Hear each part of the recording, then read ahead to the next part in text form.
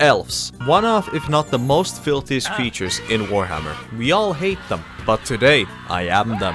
Hello. Lately the voices have been getting even louder, and now they're telling me to kill every vegan in the name of conserving nature. This game has been calling out to me ever since August like the Green Goblin mask, and now I'm an addict. Today we are doing our best impression of the Lorax employed as a Viet Cong soldier with the Sisters of Twilight. Our goal will be to take over all of the 10 trees on the map and pacify all their neighboring forests either through war or diplomacy.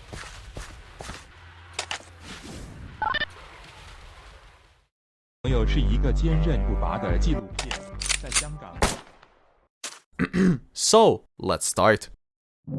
This is our capital, the Witchwood tree, and it's currently struggling due to all of the nearby trees not being pacified. It spoke to me and told me to let it grow, so we declare war against our sexually defiant siblings. On paper, this battle may seem close, but it's just a game trying to gaslight you. Every battle is favorable for us, thanks to our lord and these two units, the Hawk Riders. They're all flying range units, and the Hawk Riders are the closest thing we can get to a freaking Black Hawk helicopter. They're equipped with tons of arrows, flight, good speed, and decent melee combat, and they come equipped with literally the only button you'll ever have to press in combat. So we use the Hawk to annihilate the Dark Elves by slowly flying above them and filling their infantry with arrows. Now that we've killed the Dark Elves, we own 3 forests in total, and this is giving our tree a resource called Harmony. Now listen up. Harmony slowly builds up inside a tree until it gets to full, and that's when we can conduct a ritual and gain the hippie equivalent of 10 doses of Tren. But the tree in question will get invaded by armies whilst we conduct the ritual, and we'll have to fend them off once again in exchange for some more harmony and rewards. This time that army happened to be Elon Musk and his army of Twitter users, who we promptly beat to death. As revenge, I reminded this unrelated Skaven faction of why the rat fears the hawk.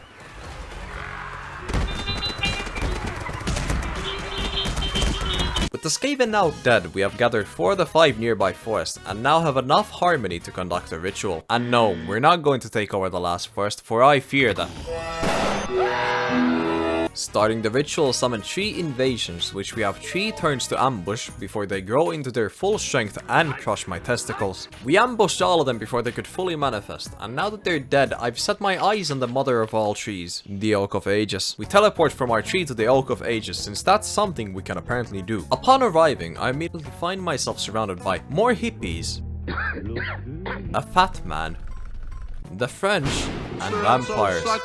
First course of action for us was murdering these filthy French invaders with our newly established air force. One of our fellow hippies liked the way we handled them so much, they decided to confederate with us. I didn't even know this was a thing, but we have missions which allow us to confederate with the other wood elves. All of these missions consist of us killing enough different races of people around the map in order to impress our even more radical cousins. Now it's time for a quest mission against the Beastmen and the Skaven. They have apparently imprisoned our former mouth, the dragon, Seethin Har, with a ritual of dark magic, and we're here to free him. This battle should have taken longer, but the Skaven quickly fled after a total of 168 hawks punched down and ripped their lord to shreds. As a reward for completing the quest, we now ride a sick-ass dragon, who we will now use in killing these absolute troglodytes. Even though we have the optimal army composition, the greenskins still gave us a run for our money due to me attacking them during their war. They couldn't attack 90% of our army, but unfortunately their skulls are too fucking thick to be pierced by arrows, and we simply ran out. Now we had a dozen injured and bloodthirsty orcs waiting for our frail elves to come down, and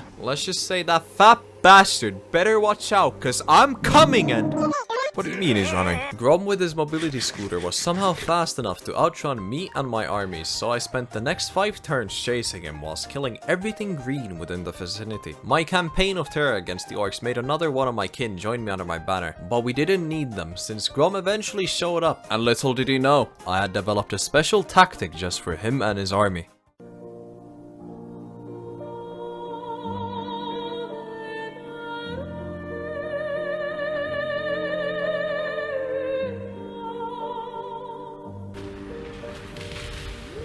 I have now stopped the orcs' great obesity crisis by killing them all, and I decided to extend this courtesy towards the ogres and their ally, Icked Claw. Whilst our sisters were funding our whole economy by raising Skaven cities, we were slowly making advances towards our 3rd and 4th tree. First, the Gaean Vale, one of the High Elves' main settlements and a tree we need to colonize, and it was unoccupied due to reasons. And I of course took full advantage of this by teleporting to it with my second army and stealing it right under Alariel's nose. And then to rub it in even more, did a non-aggression deal with them because I refuse to fight them and I will ally them one way or another. Second, the Larlorn, whatever forest. Currently owned by Ellen Delling. We have a mission that will let us confederate them if we fight enough Vikings.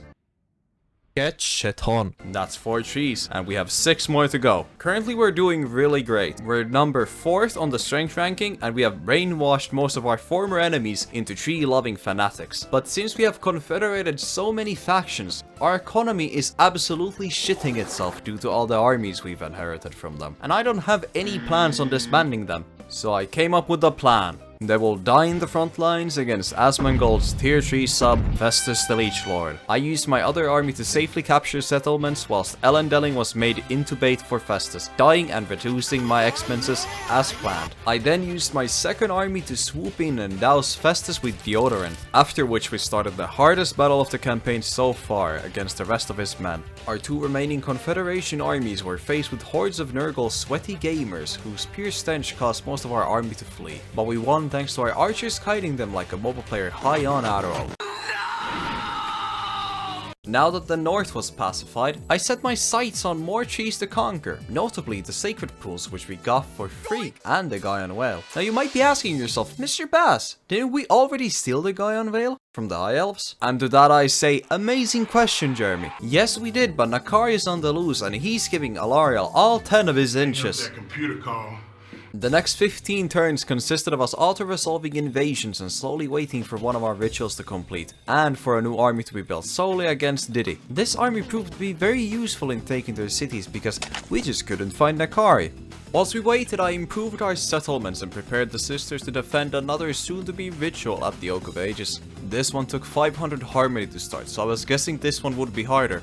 I was wrong. I killed the invaders with the sisters thanks to the help of our newly unlocked ability, which grants our units another artillery barrage. This new upgrade made most of our battles into an absolute joke.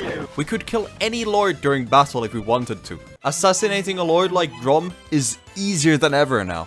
And then we have another charge left, or which we could use to kill any unit in the game from the other side of the battlefield. This advancement made me get a little bit more brave in our colonization efforts, and I was now actively marching into Kislev with an army. But we weren't here to fight them. We just wanted to kill the beastmen and take another unoccupied tree. That's 6 out of 10 trees. Oh, never mind. That's 7 out of 10 trees, because we just got another one by teleporting to the ogres and taking it by force. Whilst we were doing everything else around the map, the ogres were still our enemy, but they just never attacked us and they stayed hidden in their tree. So this was our time to strike and show them how inferior they are to us. Now that our sisters have been set free to terrorize the local British population again, they have to prematurely return to the big tree since a quest had appeared. Turns out, the big ritual was indeed special. It spawned a quest where a massive group of beastmen are now trying to stop our ritual by sending all of their men to attack it. We started the fight by welcoming the beastmen with a small artillery barrage, but I may have gotten too excited and we wasted too many missiles on their smallest army so far. They had 2 reinforcement armies with a lot of units and 2 high-level lords, so we used up the rest of our barrages against them. Now it's also a good time to mention this hero we got as a reward for completing our first ritual. I haven't mentioned them yet, but they are Ariel, the Queen of Athol Loren, and they have been used as moving bait and a signal for our hawks to fire upon, since they are our only hero that can't fly and their only purpose in the campaign so far has been to gather enemy infantry into a big pile for us to bomb. She's been assigned to this role thanks to her being a tanky spellcaster equipped with multiple heals, debuffs, and AoE. Unfortunately for her, this time there were too many enemies and too few artillery barrages for her to survive. This battle would have been a lot more easy if we didn't run out of arrows due to the sheer amount of enemies. So we once again resorted to making all of our hawk fighters plunge down and fight the enemy head on. But this time we only focused on the isolated units. That way we were able to assassinate multiple units of enemies. We repeated this procedure until we ultimately won. That's our second quest done. But this time I have no clue what the actual reward was. But to be honest, I don't really care, because we've managed to ally nearly everyone close to our trees, and we are now pushing towards our last 3 trees. One of them was owned by the irrelevant Golden Empire, who we steamrolled and then proceeded to ignore for the rest of the game. But unfortunately, all the surrounding forests were owned by the pheromone maxing stage-built Plague Daddy Kugat, and he's really strong as of now. But this didn't stop us and our sisters, because we managed to take most of his forest before we finally met him in battle. Is that George Washington? And obliterated him with our fattest artillery barrage so far. The 2 other forests are owned by Manfred von Karstein and our quite literal wood friend. This period of the game was purely about just waiting out the turns, because I accidentally got coerced into making a non-aggression deal with the wood elves, so I had to wait 10 turns before I could kill them and take their tree. Because of this, I spent the next few turns declaring war on everyone I could find on the eastern side of the map. This included the Empire and Siege, who proved to be an actual challenge for us.